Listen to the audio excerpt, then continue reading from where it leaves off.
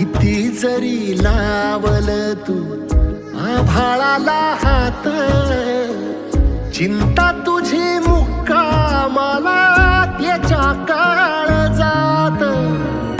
वाचतेच्या डोळ्यातली कधी कासावेशी, तुझ्या पायी राबान मी हाय त्याची खुशी र, हाय त्याची खुशी.